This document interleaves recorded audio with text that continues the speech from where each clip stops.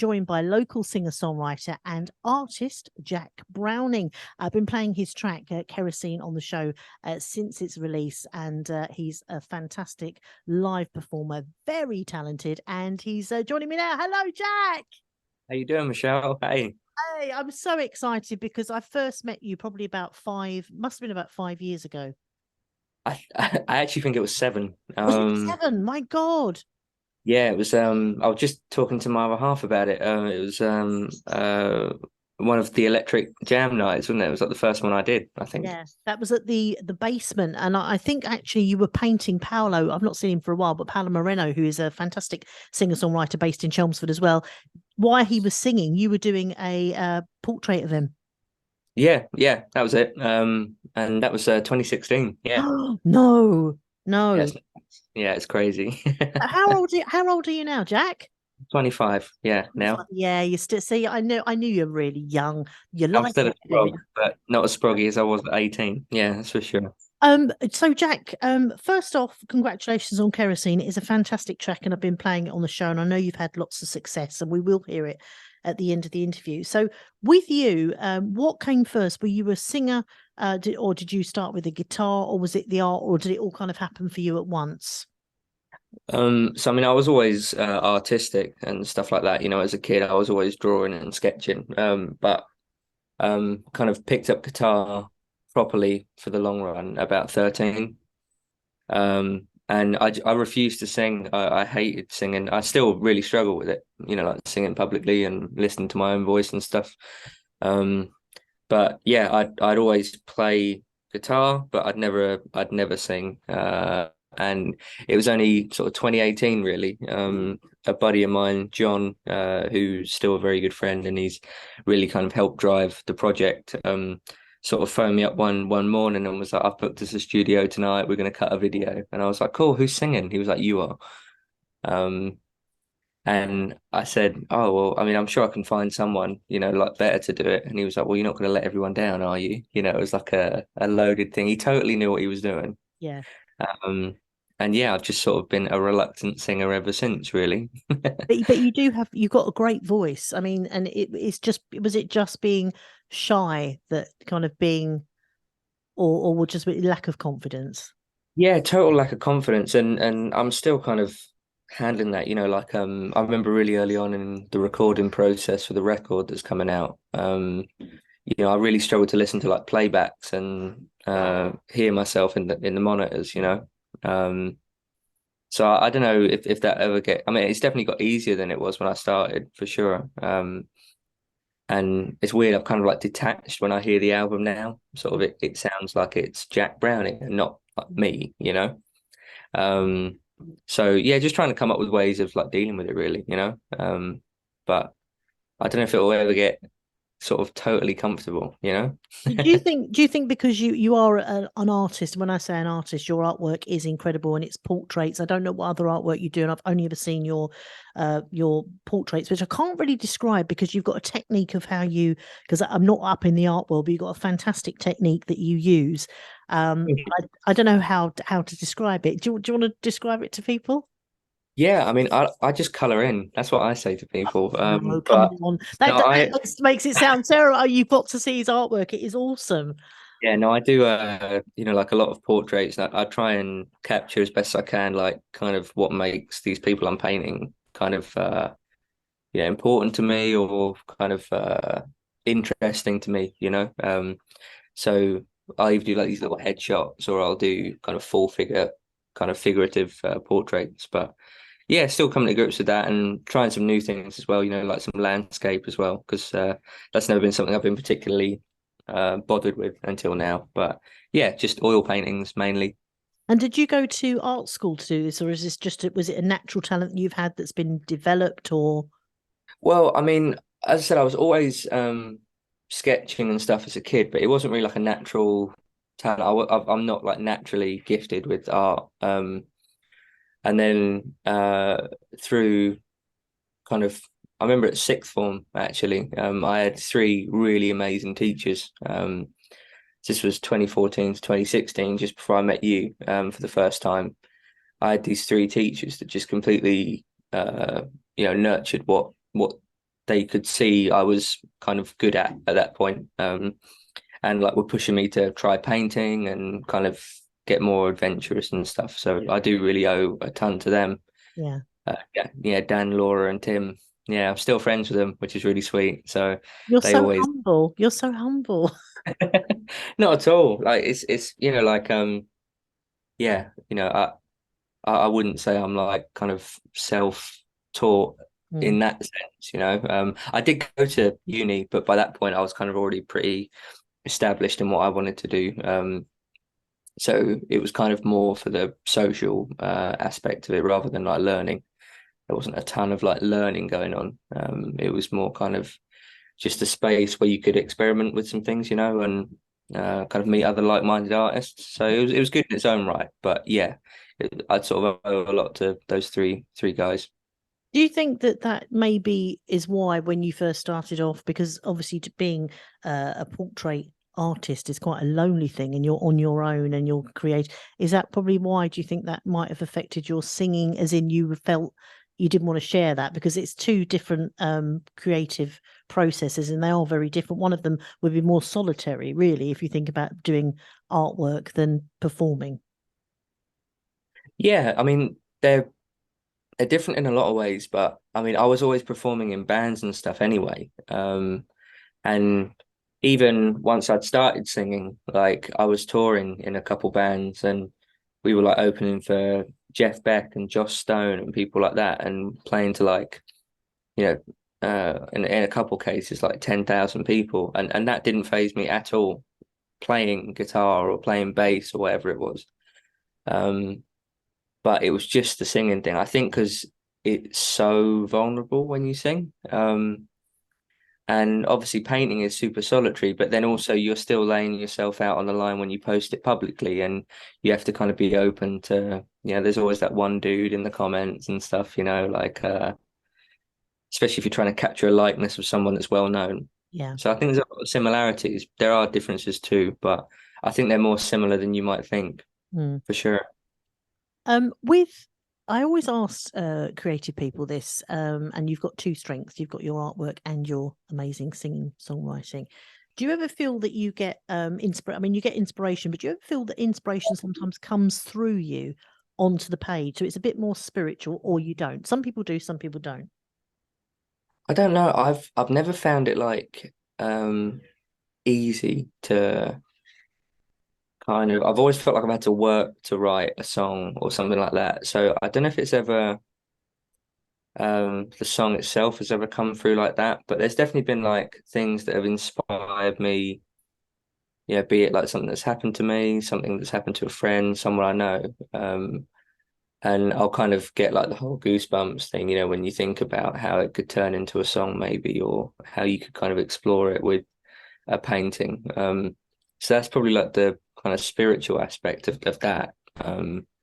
It's more in the like possibilities of it, but it's not actually like kind of getting a painting out or something like that. I've always felt like I have to kind of work to do that. It's never like a kind of easy thing. There's ones that come a lot easier than others. I did a portrait a couple of weeks ago, and I kind of finished it in a couple of days. Whereas, up until like maybe the hour before I finished it, I was convinced I was sort of like halfway through. That kind of thing.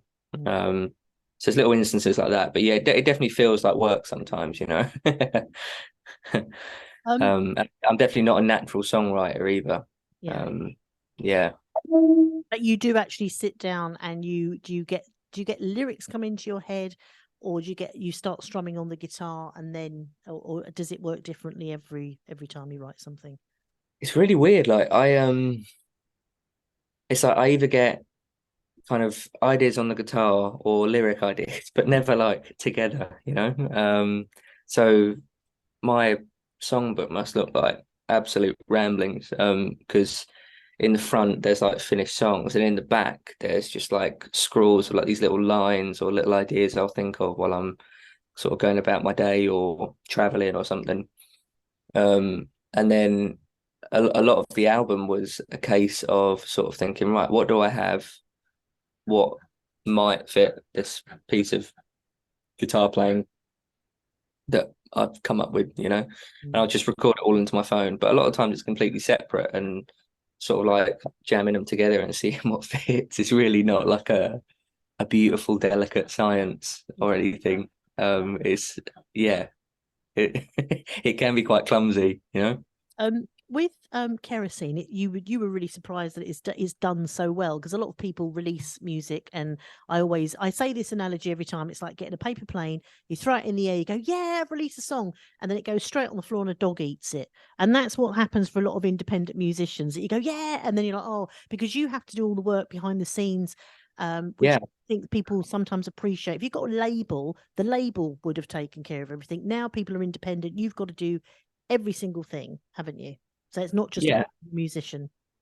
A lot of times, yeah. As I said, I'm really kind of blessed to have some like amazing people around me.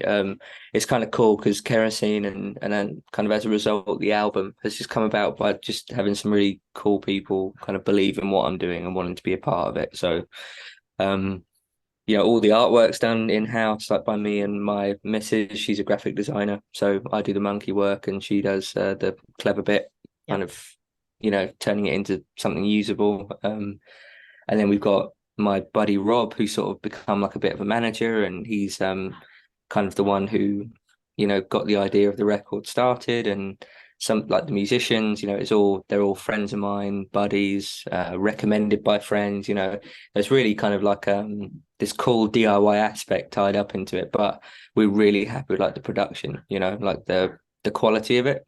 Yeah. It sounds like something you might, like in terms of production, like you'd get on a label. But yeah, it's all been, pretty hectic, and there always seems to be something you need to do, like when you get to the end of the list and there's something else that you have to add, because you have to do everything, you have to, like respond to show opportunities, think about how you're going to get there, what you're going to play, getting the band together. Do you want like a stripped back band for this gig? Do you want the full band? Do you want a solo? Have you got the artwork? Have you got the merch sorted? There's so much like kind of so many moving parts. It kind of makes your head spin, as I'm sure you know. But yeah, when it came out, it was like a big relief. But then also that's when the work really starts. Once it's out. So tell us about the album. Kerosene is from an album. So tell us about that's out at the same time as this first release. So the album's coming out in September. Oh, right. Okay. A bit of time to wait. Yep. Yeah, but actually today I can announce the second single is coming out on the 28th of July in 2 weeks. So you're the first person to know that. Yeah. Thank you. Yeah.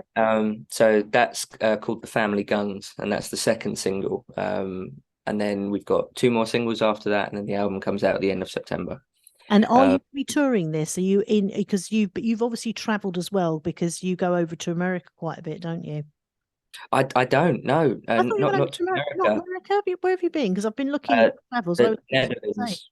Right. Sorry, it's my fault. I thought it was America. No, I'd love to, and I'm looking at. I've got a couple of people that I'm talking with to maybe do like a little tour over sort of in parts of Canada and America. So that's super exciting. But yeah, no, we've got some shows. I just supported Todd Day-Waite in London on Wednesday night, and that was really fun. He's a favorite of mine over from Nashville, so that was cool. And then on the 28th of July, the same day this second single comes out, we've got a full band show at Hotbox in Chelmsford. And then some gigs in August, and then we're hoping to do a kind of big launch in September around the time of the record. But we're going to be announcing things like vinyl pre-order and stuff like that very soon. It's all super exciting. Yeah, it's all moving now. You know why I think you've been to America? It's because of the cowboy hats. Cowboy hats. I think you've always, but I thought you've basically living over there. It's weird, isn't it? Looking at your socials, immediately as soon as I see a cowboy hat, I think about America and like the old, You do, and again, my interest in all that came from like the art, which was kind of cool. Because the first question you get is, why are you so into like kind of American history and stuff? But again, I guess that was probably as close to one of those spiritual moments you were talking about, like kind of when I found it, I was like, oh no, this is what I want to explore and what I want to kind of dig into. And this second single is probably the most explicit example of that. You know, we've got I kind of describe it as like a love letter to the spaghetti western, this second single. We actually shot a western, but in the middle of Surrey. Yep.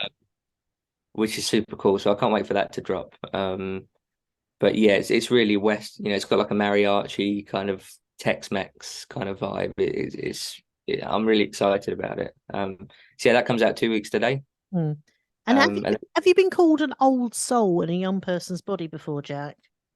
plenty of times, yeah. Ever since I was little, I think like I know my parents still talk about like just thinking like, oh, he's like an old man in a toddler's body and stuff. And I think the current yeah, I got a review a couple of days ago and it said the old soul thing. So yeah, it's quite common, I think. Yeah. I thought it might be. I thought it might be. It's I been look like I had a hard paper round. That's the problem. Like no, you look young. I it- mean, your soul is, and as you said, that connection, sort of like cowboys and westerns, and isn't it? And you grew up here, and it's just weird that how life, you just get an attraction to something, or you always makes you think sometimes maybe you have been here before, maybe you have lived, yeah, or maybe you lived that life before. yeah, who knows? Like, I'm totally open to all that. One of the guys in the band who I'm really close with, like, kind of has similar thoughts about that kind of thing. We're both into like a lot of history and military history, and it just seems like a little too specific, sometimes. Um, but no, it's an interesting thing, and it is strange, to be so into something like that. But again, I kind of feel like it's a really good way to explore kind of just working class stuff over here. It's all very much one and the same. And my upbringing was very working class. I worked construction for a few years as well. And I just think it's a really cool genre and a really cool like setting to kind of put some of my own experiences into. Yeah.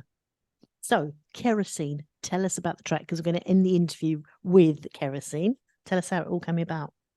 Yeah, so I mean, I wrote that probably the week before lockdown in 2020, and we had a show with our good friend Martin Yeah. in Chelmsford. And yeah, shout out to him. And we had a gig at Hotbox, and I just left the band I was touring in and put together a little three-piece, finally, my own stuff. That was the first original I'd written. We played a gig on the Friday, and I think the next Thursday everything locked down. So I guess I took that as a bit of an omen.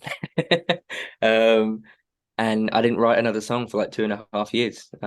I just convinced myself that I couldn't do it. I couldn't write a good song. And then September last year, 2022, I had like this big kind of switch up in like personal circumstances, and I just thought I've got a month, before things kind of switch up. Let's get into the studio and record at least Kerosene. And then in that month, I ended up writing like an 11-track record. Wow. So it was kind of like the catalyst, that got everything started. And it was just really weird, like, because I'd be playing it, and after a couple of gigs, I had people like singing it back, and people asked me when that, kerosene, gasoline, windoline, Germaline song was coming out, Yeah. and yeah, so it was really cool to finally record it properly and get some really talented friends and musicians to kind of bring it to life. So we're super proud of it. We kind of thought that should be the first one to release. Mm. And the reaction's just been amazing. Yeah, I still can't wrap my head around it really. Yeah, you've got loads of streams. And I was watching it. I know you put on about streaming and everything else, and you've got such a fantastic reaction to it. And as I always say, if you do like independent music, I know most people will listen on Spotify or Apple Music, whatever, but you can actually buy stuff off of Bandcamp or buy direct, probably through get a vinyl, because it all helps to support a musician. And also Jack's got a fantastic website for his art, and you can buy originals as well from Jack, not and which is fantastic. Are you looking at doing any exhibitions or anything coming up, or you got gallery shows? Yeah, so I had a gallery show I had some work with a gallery show in America at the end of last year, and I'm sort of just building up a couple of things. This kind of series I'm doing at the minute on like kind of country music and country musicians. So I'm hoping we're going to get that together into something that people can go and see physically, because it's been a hot minute. Yeah. It is I could talk to you forever. I'm so pleased that you've done this interview today. And if you've missed the beginning, it will be up as a listen again, because you're such an interesting young lad. And you're Thanks. incredibly Well, talented. I was saying to my other half, like, I think the world of you as well. I think you're a great musician, and yeah, can't believe it's been 7 years. Yeah, I know. You know what? I was thinking, how long ago was it when I first met young Jack? And then I was like, oh my God, yeah, because it was you painting Paolo while you were singing. It was just such a Yeah, great concept to do. and that's before I'd even thought of singing publicly. I was just the whole age thing. There's a lyric in one of the songs where it's like, I'm 25, my next birthday. And I sent it to a buddy at the beginning of last year just to sort of get his thoughts on like the demo at that point. And he was like, no, really cool, man. Like, that can't, you're not actually 25, are you? Like, coming up. And I was like, no, I'm just 25. Like, I Yeah. wrote that last year. He was like, oh, he couldn't get his head around it. So, yeah, I guess that old soul thing really is a thing now. And time flies. Time flies so quickly. 1 minute you're 25, the next minute you're sipping a cup of tea, saying, "I'm going to bed at 8 o'clock, so I'm a bit too knackered." That's what happens. So I wish you all the best. I can't wait to get the brand new track as well, which is coming out at the end of this month. Plus, the album is coming out in September. You will have an art show coming up at some stage. Plus, you've got the album if people want to get out there to have a look. But you're a Jack Browning musician on some of the socials, and then you're Jack Browning for your artwork, aren't you? Yeah, it's at Jack Browning Artist Musician on Instagram. That's probably the one I'm most lively on. Yeah. But yeah, if you type in Jack Browning on Facebook, you'll find me. www.jackbrowning.co.uk for the music, and there's going to be an art thing on that soon. So we're going to build. It's all going to be in one place eventually. And just to say, if you are quite well off, but you want to have a portrait done by Jack, get in there, because when he goes through the ceiling, you will not be able to get it done. So I always say, if you like the artwork, I've had a look at your artwork. You got some amazing. You can get prints and stuff, but an original piece of art, because I love buying art myself, and I sound like that sounds so up my own bottom when I say that, Jack. But I do like buying art pieces from. No, not at all. Like Got to buy what you love. You got to buy what you love. exactly. And if you know what you like, that's great. And then fingers crossed, when you become like the massive star, which you will do, then you go, I've got an original. You see, that's what you want to say. Exactly. Yeah, fingers crossed. I might give a couple to family for safekeeping. I would Yeah, do. I would do if I were you. take my own death. Yeah. So thanks ever so much for chatting to us. Hopefully, I'll get to see you Thanks soon. for having And me, you're gonna be a hot box. Is it when are you at hot box?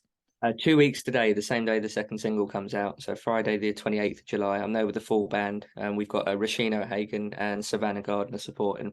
Tickets, I think, at £8 Yeah. off of Dice FM. Yeah. So if you can grab them ahead of time, it helps the venue. Yeah. Helps me out. So yeah, fantastic. Yeah, Hotbox, fantastic venue. I spoke to the owner a couple of weeks ago. Keep that venue going, because it's needed by lots and lots of musicians in the Essex area, and it's a fantastic one. Plus, they've got about 100 different whiskies as well on sale. Which is a massive bonus. Yes. Aside from the fact they're all great people. And, I thought you were going to say they're all great whiskies. I've tried all of them. Yeah, slowly working my way. Yeah. Do you want to introduce your song, Jack? Sure. Yeah. This is the first single from my debut record. This is Kerosene. Thanks a lot. Take care, lovely.